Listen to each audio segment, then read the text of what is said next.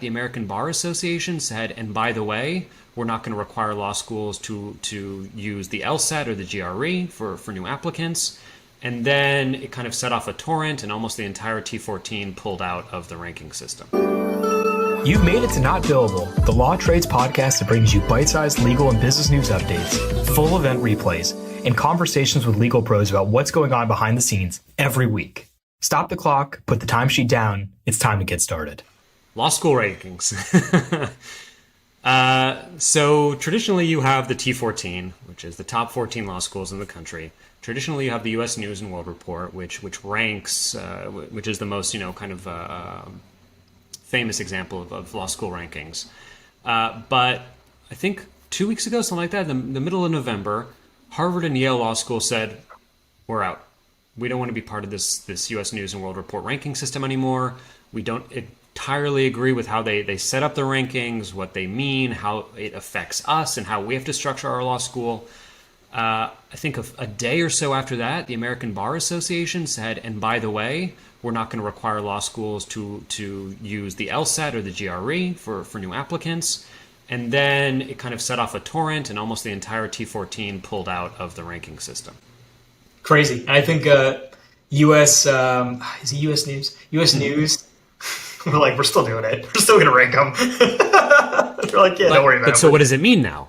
So what does it mean now? I think that's a fair point, right? Because it'll probably be like U.S. News will ask for certain bits of information, Yale or Harvard or I think Georgetown stepped out of it, or whoever it is going to say, we're not providing you whatever we're going to provide you. We're not going to provide you whatever information. So it's interesting. Selfishly, as a Florida State University College of Law grad, we're going to be number one next. So it's cool to go to a number one law school.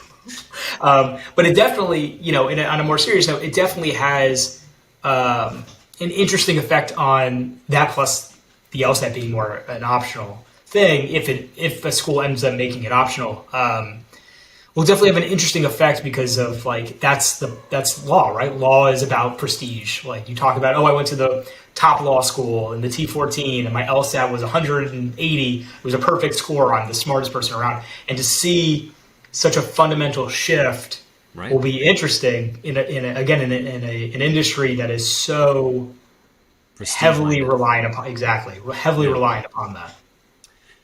But first of all, there are other ranking systems, right? You have Above the Law, which has its own ranking system. Shout out to ATL, guys. but you're the number one now. But what's interesting, I didn't go to law school, I'm not a lawyer, but what was interesting to me reading about this and kind of gaining insight into this was the reason so many of these T14 schools pulled out is because it blocked them from, I don't want to say pushing the graduates, but what they had to focus on was getting their graduates into private firms, kind of keeping them away from the public domain, even if it, ethically that might be an issue because it helped their rankings, right?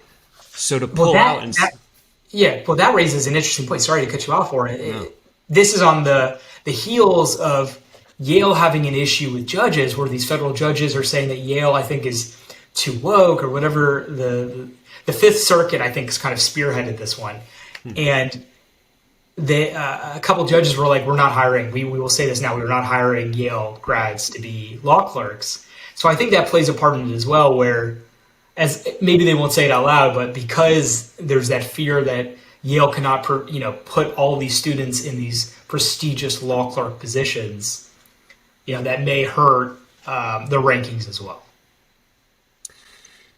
Well, listen, I don't think anyone is going to snub their nose now at Yale or Harvard Law just because they're not in this ranking. Or why not? Florida State University, number one. Shout out, guys. As a Bruin, I think UCLA was was on its way up there. I hope you enjoyed this episode. If you did, like and subscribe wherever you get your podcasts. Check us out also on LinkedIn and Twitter to keep up to speed with what we're doing. Catch you on the next one.